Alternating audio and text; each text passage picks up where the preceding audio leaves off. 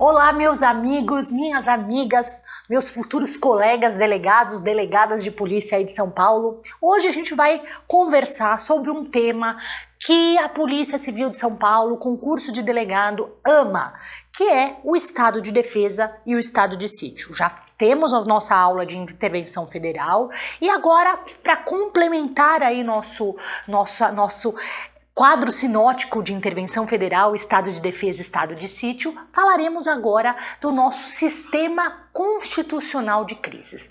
O que eu quero que vocês anotem aí, sistema constitucional de crises. É um conjunto de normas constitucionais cujo objetivo é a manutenção ou o restabelecimento da normalidade da ordem constitucional. O sistema constitucional de crise compreende um conjunto de medidas e normas constitucionais cujo objetivo é a manutenção, é manter ou o restabelecimento ou restabelecer a normalidade da nossa ordem jurídica constitucional. E o sistema constitucional de crises, que é formado pelo estado de defesa, o estado de sítio e a intervenção federal, que já falamos a respeito, ele comporta três princípios norteadores. São três princípios norteadores que norteiam, que regem o nosso sistema constitucional de crises. O primeiro é o princípio da necessidade. Anotem aí, princípio da necessidade. O sistema constitucional de crises, isto é, esse conjunto de normas constitucionais que visa restabelecer ou manter a ordem constitucional, esse conjunto só pode ser acionado em casos de extrema necessidade. O sistema constitucional de crises só pode ser acionado, esse conjunto de medidas extraordinárias, só pode ser acionado em casos de extrema necessidade, em casos que coloquem em risco a própria ordem constitucional. O sistema constitucional de crises, ele só pode ser acionado em casos de extrema necessidade que coloquem em risco a própria ordem constitucional.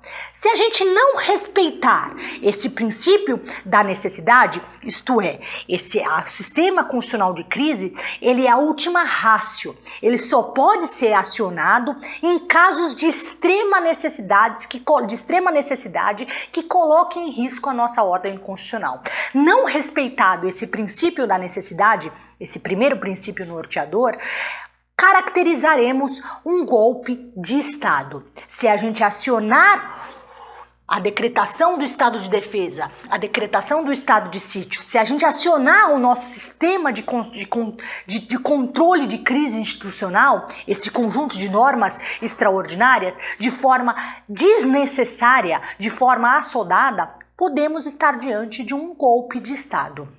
O segundo princípio norteador do nosso sistema constitucional de crise é o princípio da temporariedade. Princípio da temporariedade. O que caracteriza, o que diz esse princípio da temporariedade? A manutenção das medidas de exceção, a manutenção das medidas decretadas para debelar uma crise constitucional deve ser provisória. Ela deve haver uma vigência temporal limitada.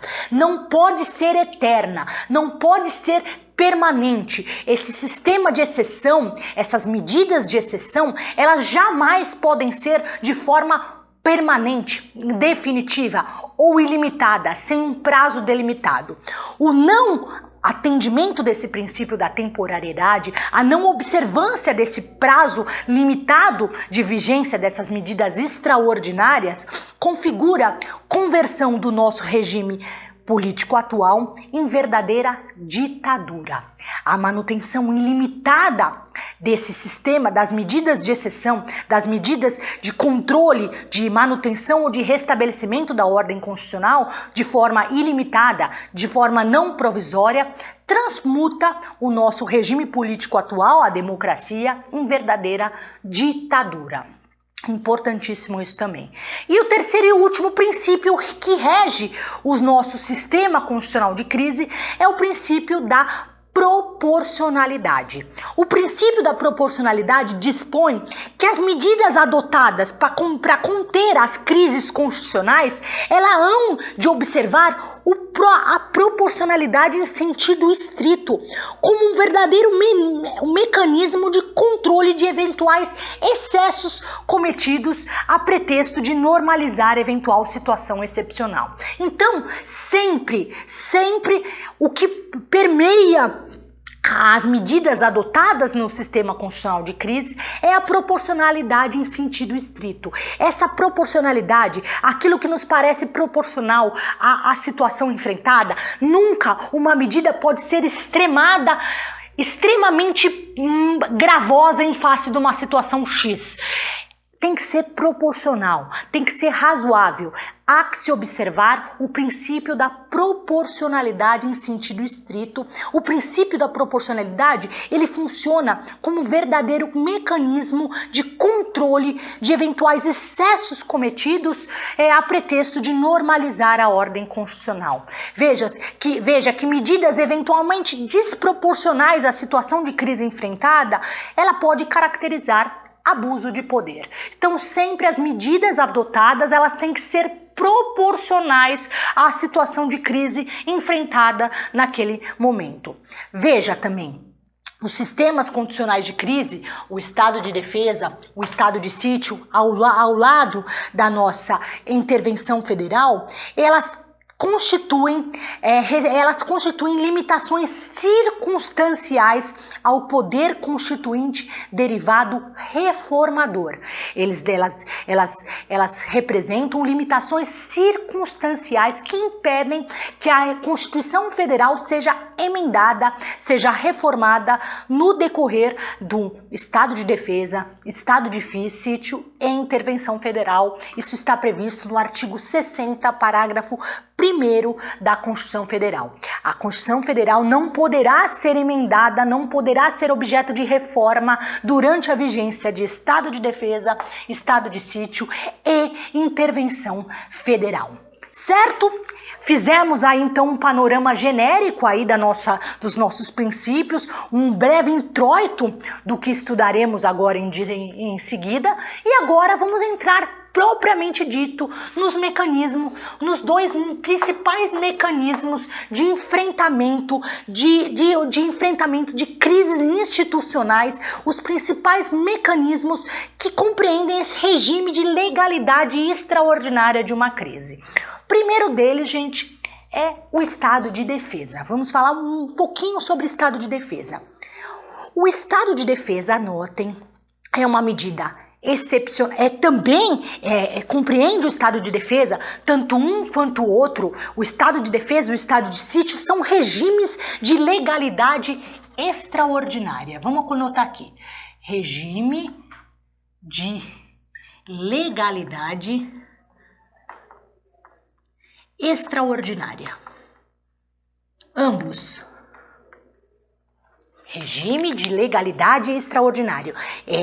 Esse regime de legalidade extraordinário visa justamente manter a ordem constitucional ou restabelecer uma ordem constitucional, debelando eventual crise institucional, tanto o estado de defesa quanto o estado de sítio. O estado de defesa, ela é uma medida excepcional e temporária, então ela é uma medida excepcional e temporária.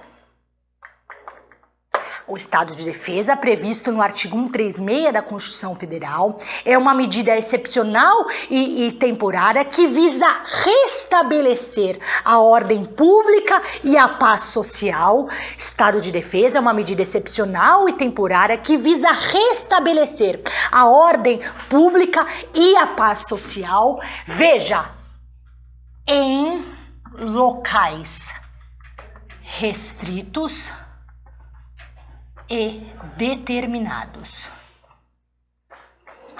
O estado de defesa é uma medida excepcional. O estado de defesa é uma medida excepcional e temporária É uma medida excepcional e temporária que visa restabelecer a ordem pública e a paz social em locais restritos e determinados.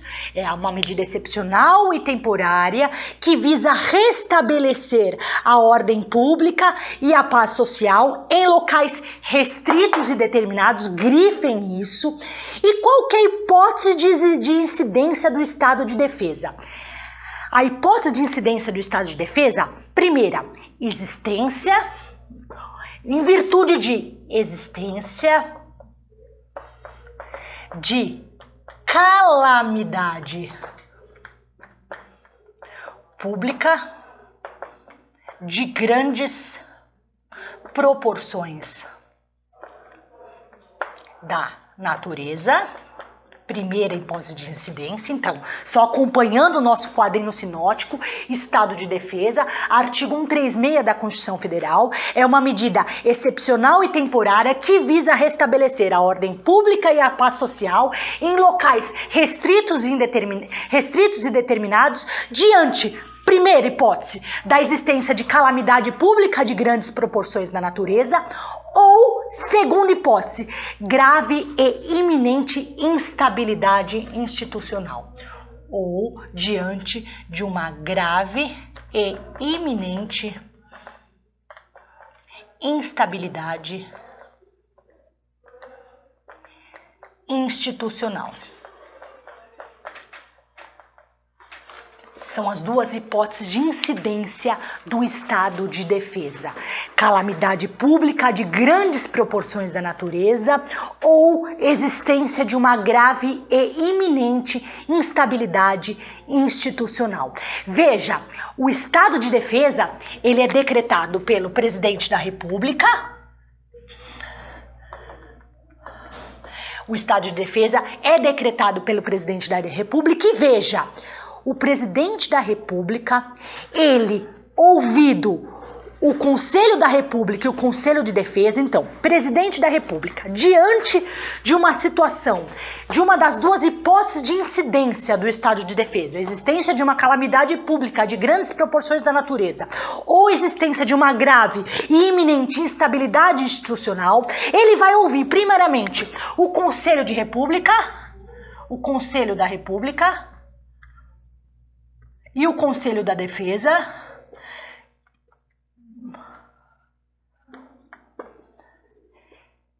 e ele vai decretar o estado de defesa. Então, o presidente da República ouve o Conselho da República, ouve o Conselho de Defesa e decreta o estado de defesa, submetendo esse decreto será submetido à apreciação do Conselho Nacional, do Congresso Nacional. Ele vai submeter esse decreto de estado de defesa à apreciação do Congresso Nacional no prazo de 24 horas. Então ele ouve diante de uma situação de uma calamidade pública de grandes proporções da natureza, ou diante da existência de uma grave e iminente instabilidade institucional, o presidente da República, competência exclusiva do presidente da República, ele vai ouvir o Conselho da República, vai ouvir o Conselho de Defesa e vai decretar o estado de defesa. Imediatamente, ele tem que submeter esse decreto de estado de defesa à apreciação do Congresso Nacional em 24 horas. O Congresso Nacional vai recepcionar esse decreto e ele vai decidir, por maioria absoluta, se manterá ou não, então, recepcionando o decreto do estado de defesa em 24 horas, o Congresso Nacional terá o prazo de 10 dias para decidir, por maioria absoluta, se mantém ou não o estado de defesa anteriormente decretado pelo presidente da República. Isso é muito importante de vocês terem em mente. Veja, estado de defesa. Estado de defesa. Presidente decreta. Defesa decreta. Sempre lembre isso, a gente vai entender quando eu falar do estado de sítio. Presidente da República, ele vai... Qualquer iter de vigência do estado de defesa. Ele vai expedir o decreto, ele vai submeter ao Congresso Nacional em 24 horas. O Congresso Nacional terá o prazo de 10 dias para decidir, por maioria absoluta, se mantém ou não o estado de defesa anteriormente decretado pelo presidente da República. Veja, se mantiver, ok, vai ser mantido pelo prazo estipulado. E se esse estado de defesa for rejeitado pelo Congresso Nacional nesse prazo de 10 dias por maioria absoluta? Anotem aí, rejeitado o decreto que instituiu o estado de defesa, cessa imediatamente todas as medidas contidas no estado de defesa. Se o decreto for rejeitado, o estado de defesa vai cessar imediatamente sob pena de crime de responsabilidade por parte do presidente da República. Rejeitado o decreto que instituiu o estado de defesa pelo presidente da República, cessa imediatamente todas as medidas adotadas, cessa imediatamente esse estado de exceção, esse estado de defesa, sob pena de responsabilidade. E anotem aí, esse decreto presidencial, o que tem que conter no decreto que institui, que implementa o estado de defesa naquele local restrito e determinado?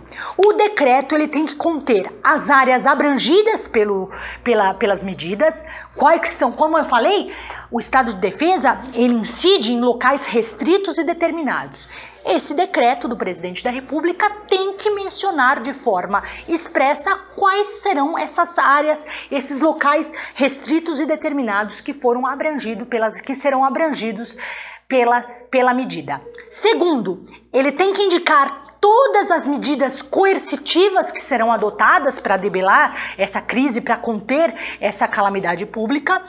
E terceiro, obrigatoriamente tem que conter no decreto do presidente da República o tempo de duração das medidas desse estado de defesa. Então são três elementos, são três circunstâncias que obrigatoriamente tem que constar no decreto do decreto presidencial que institui o estado de defesa.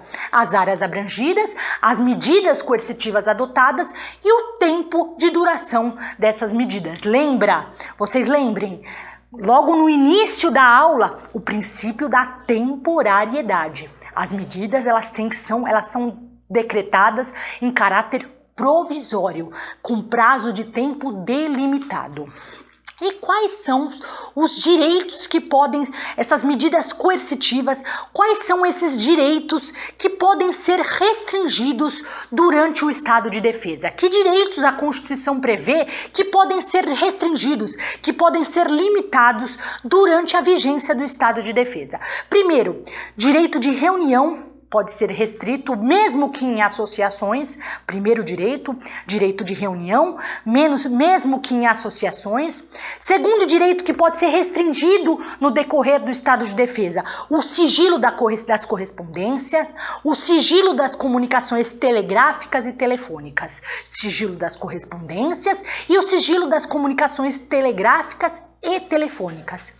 E por fim, pode-se determinar a ocupação e uso temporário de bens e serviços públicos quando a hipótese de incidência do estado de defesa for a existência de calamidade pública. Então são 4 direitos que podem ser restringidos, anotem aí, grifem aí, durante o estado de defesa. Direito de reunião, mesmo que em associações, o sigilo das correspondências, o sigilo das comunicações telegráficas e telefônicas e a possibilidade de decretação de ocupação e uso temporário de bens e serviços públicos quando a hipótese de incidência do estado de defesa for a existência de calamidade pública de grandes proporções da natureza. E qual que é o prazo de vigência do estado de defesa? Veja, o estado de defesa, o prazo dele é de 30 dias. Prazo 30 dias. Esse prazo pode ser prorrogável uma única vez por igual período, então esse prazo de 30 dias, prorrogáveis por mais 30 dias, então o prazo de vigência do estado de defesa é o prazo de 30 dias, prorrogável uma única vez por igual período, se restar demonstrado que as razões que levaram à decretação do estado de defesa persistirem. E aí você me pergunta, e se nesse prazo de 30 dias, prorrogável uma única vez por mais de 30 dias, a crise não for debelada, a calamidade pública não for contida, a instabilidade institucional não for contida também? Se no prazo de 30 dias, prorrogáveis por mais 30 dias, se não houver solução das circunstâncias ensejadoras da decretação do estado de defesa, decretar-se-á o estado de sítio, que são medidas mais gravosas. Então, o prazo do estado de defesa, 30 dias, prorrogáveis uma única vez por mais 30 dias, se ainda assim, se as razões que levaram à decretação desse estado de defesa persistirem, decretar-se-á a partir daí o estado de sítio, que é uma medida mais gravosa. E o que mais, além daqueles direitos restringidos, no estado de defesa é permitido a prisão por crime de Estado, uma prisão provisória por crime contra o Estado, determinada pelo próprio executor da medida. Essa prisão provisória decretada é uma exceção, na verdade, às hipóteses de prisão por flagrante ou por ordem judicial. Então, é possível uma prisão provisória contra o Estado, por crime contra o Estado, determinado pelo próprio executor das medidas vigentes no estado de defesa. Essa prisão provisória deverá ser imediatamente comunicada ao juiz competente, ao juiz federal competente, que vai verificar pela legalidade ou não, pela manutenção ou não dessa prisão provisória. É também admitido no decorrer do estado de defesa a prisão ou detenção de qualquer pessoa, independente de situação flagrancial, independente de mandado ou ordem judicial. Essa prisão ou detenção de qualquer pessoa, ela é pelo próprio executor da medida, é uma exceção ao artigo 5º, inciso 61 da Constituição Federal, a prisão ou detenção de qualquer pessoa, independentemente de estado flagrancial ou de ordem judicial nesse sentido. Ela tem que ser também, essa prisão ela pode viger pelo prazo de 10 dias e ela também tem que ser autorizada, salvo quando autorizada, um prazo maior pelo Poder Judiciário, e ela também tem que ser comunicada imediatamente ao Poder Judiciário, que vai decidir, que é o Poder Judiciário Federal, que vai decidir pelo relaxamento ou não dessa prisão. Então, são duas hipóteses de prisão excepcional no estado de defesa. A prisão por crime contra o Estado, que é determinada pelo próprio executor da medida, ela deve ser imediatamente comunicada ao juiz competente, ao juiz federal competente. E a possibilidade de prisão ou detenção de qualquer pessoa é uma prisão para averiguação que hoje não comporta acolhimento no nosso ordenamento jurídico regular. Então, fora da situação de exceção, uma prisão para averiguação não é mais permitida. Essa prisão ou detenção de qualquer pessoa pelo prazo não superior a 10 dias, salvo se for autorizada a detenção por um prazo maior, ela caracteriza uma exceção ao artigo 5º, inciso 61 da Constituição Federal, que prevê que somente a pessoa só pode ser presa ou detida em estado flagrancial ou mediante ordem judicial nesse sentido. É uma exceção porque ela é determinada pelo próprio executor da medida. Veja, durante o estado de defesa é vedado a incomunicabilidade do preso, não se pode determinar a incomunicabilidade do preso. Isso é uma pegadinha de concurso aí, porque muitos falam, se pode prender, pode tornar incomunicável. Não, veda-se a incomunicabilidade do preso e o Congresso Nacional continuará funcionando normalmente e ele designará Congresso Nacional, ele vai designar uma comissão formada por 5 membros para acompanhar e fiscalizar a regularidade, a legalidade e a proporcionalidade das medidas adotadas no estado de defesa. Então, estamos aí diante do nosso estado de defesa. Isso é tudo que o examinador pode cobrar de vocês. Do outro lado da lousa, nós temos quem? O estado de sítio. O estado de sítio, ele está previsto no artigo 137 da Constituição Federal. Também, gente, é uma medida excepcional e temporária. Também, continuando aqui a lousa, é uma medida excepcional. Só para ficar bonitinho o nosso quadro. Eu tento fazer um quadro decente, mas meu quadro já é característica minha. É esse ninho de mafagafo, mas eu tenho certeza que vocês entendem. É uma medida excepcional e temporária, também da mesma forma que o estado de defesa. Veja, temos aqui a mesma, ó. Medida excepcional e temporária, também é uma medida excepcional e temporária, mas de abrangência nacional.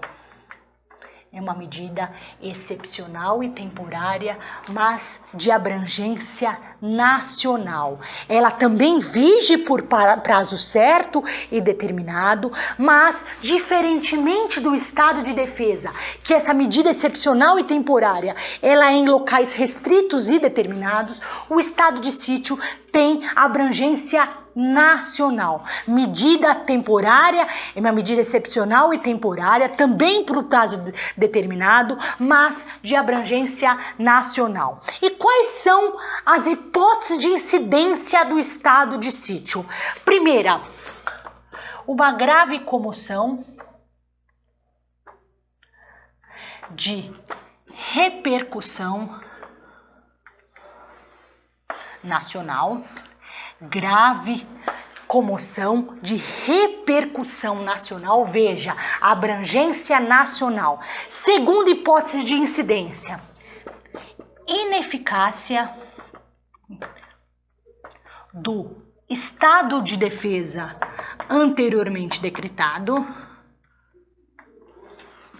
Lembra que eu falei para vocês? O estado de defesa, ele vige por 30 dias, prorrogáveis uma única vez por igual período. Se a crise não for debelada nesse prazo de 60 dias, o que vai acontecer? Aqui, ó, vai se decretar o estado de sítio. Decretará-se o estado de sítio diante da ineficácia do estado de defesa anteriormente decretado no prazo legal, 30 dias, prorrogáveis por mais 30 dias. E a terceira hipótese de incidência do estado de sítio, declaração de guerra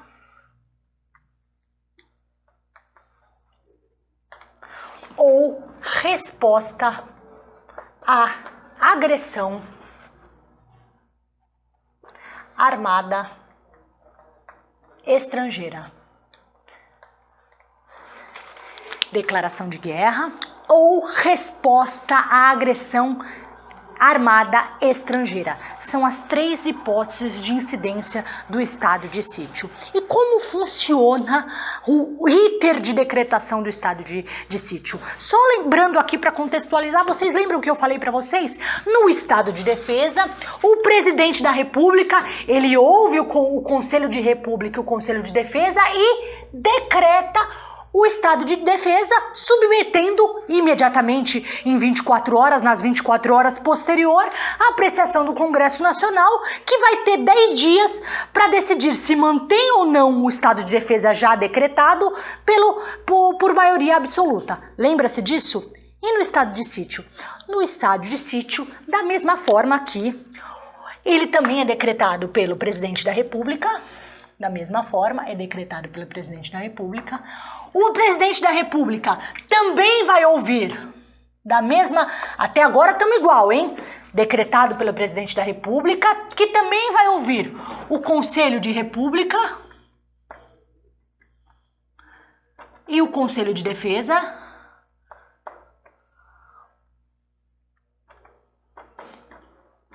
Mas aqui o presidente da República ouvido o Conselho de ouvido o Conselho de República, ouvido o Conselho de Defesa, ele vai solicitar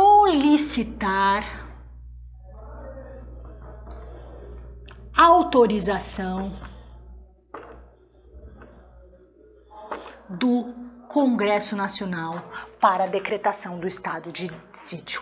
Ele, o presidente da República, ele ouve o Conselho de República, ouve o Conselho de Defesa e solicita autorização do Congresso Nacional para decretar o estado de sítio, que também decidirá se autoriza ou não por maioria absoluta. Veja, só lembrando, aqui ó, estado de defesa, presidente decreta. Aqui, gente, estado de sítio, presidente solicita. Sítio solicita. Sítio solicita. Defesa decreta. Lá, o presidente decreta o estado de defesa, aí ele vai submeter à apreciação do Congresso Nacional. Decreta defesa. Aqui no estado de sítio, ele não vai decretar, ele vai solicitar autorização. Estado de sítio, o presidente solicita a autorização do Congresso Nacional, que vai decidir por maioria absoluta se concede ou não a autorização. Concedida a autorização, o presidente da República também decretará o estado de sítio por meio de decreto, por óbvio. Por meio de decreto. O pulo do gato tá aqui, ó. Abrangência nacional, aqui é locais restritos e determinados.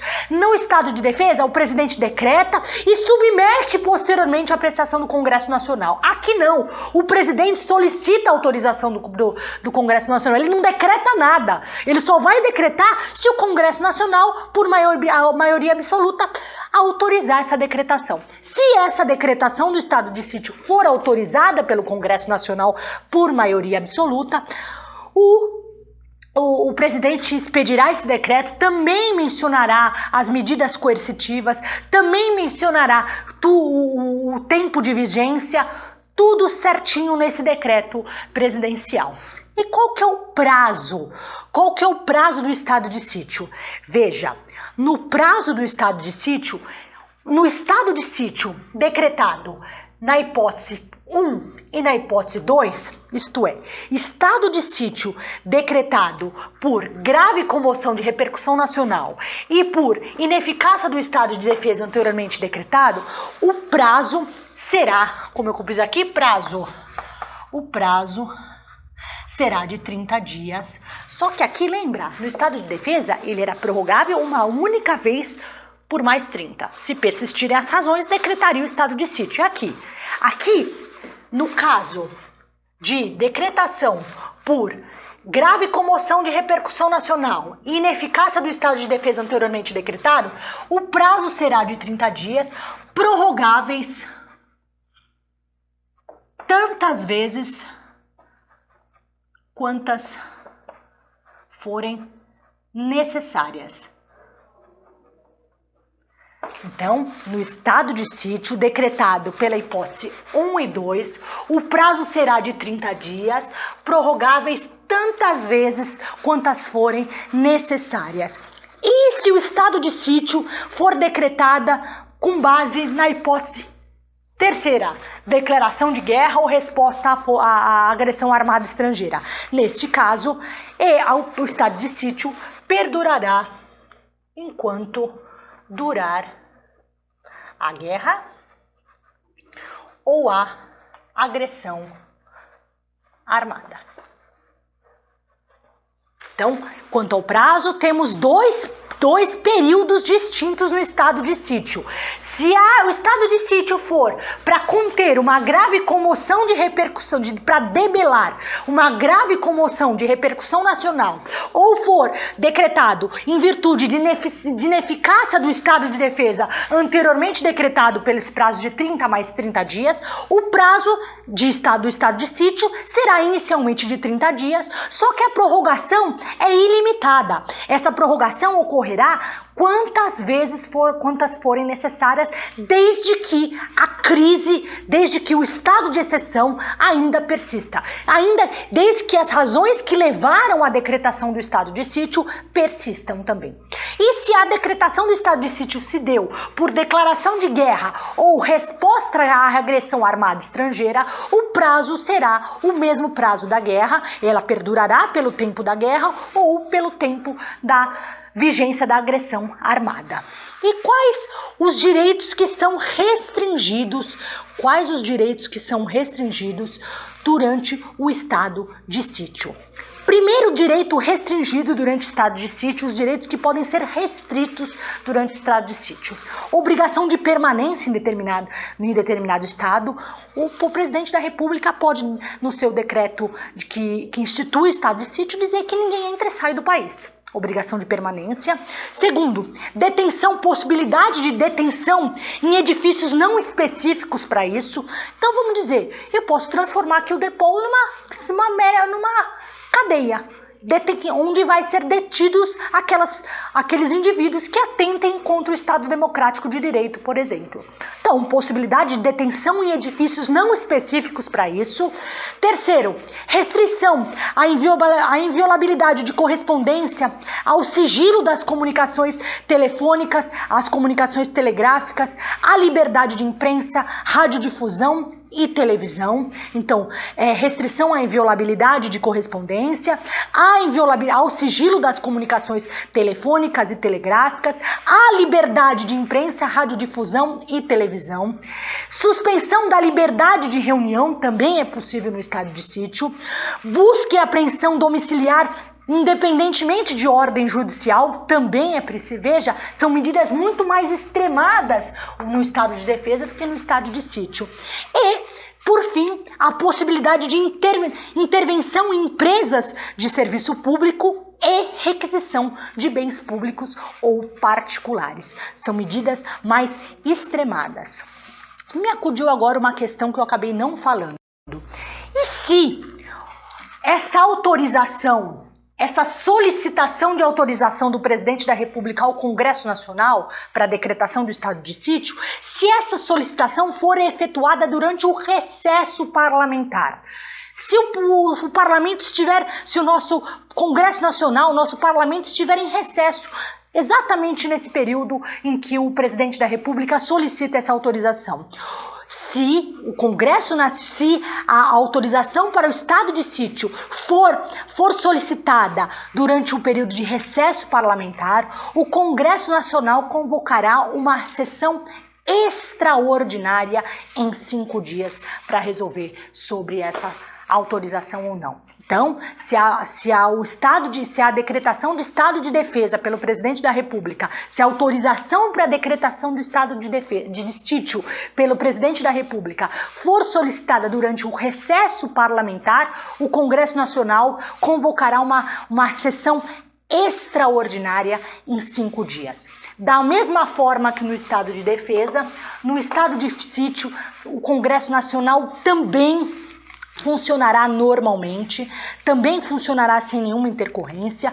O Congresso Nacional também, da mesma forma que no estado de defesa, ele formará uma comissão, ele convocará uma comissão, formará uma comissão de 5 membros para acompanhar a execução, acompanhar e fiscalizar a execução e a legalidade das medidas adotadas durante esse estado de exceção. E eu quero que vocês coloquem uma observação aí também. Durante o estado de sítio, as imunidades parlamentares poderão ser suspensas. Durante o estado de sítio, as imunidades parlamentares poderão ser suspensas por atos incompatíveis com o estado de defesa, com as medidas do estado de defesa praticadas fora do Congresso, fora do recinto do Congresso Nacional. Então, durante o estado de sítio, as imunidades parlamentares poderão ser suspensas pela prática de atos incompatíveis com as medidas vigentes nesse estado de sítio, e desde que esses atos incompatíveis sejam praticados fora do Congresso Nacional. E essa suspensão suspensão das imunidades parlamentares deverá ser aprovada por 2/3 dos membros da respectiva casa parlamentar. Isso é muito importante. Possibilidade de suspensão das imunidades parlamentares durante o estado de sítio, isso não é previsto no estado de defesa, dependerá da aprovação de 2/3 dos membros da casa e ela pode ocorrer pela prática de atos incompatíveis com as medidas adotadas no estado de sítio, desde que esses atos incompatíveis sejam praticados fora do recinto do Congresso Nacional.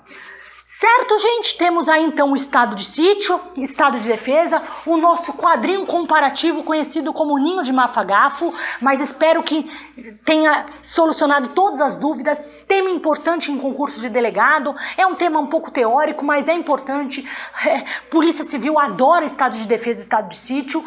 Contem comigo, qualquer dúvida, estou à disposição aí nos canais aí oficiais do DEPOL, no meu Instagram. Contem comigo sempre, bons estudos, muita fé, muito foco e muita força. Até mais!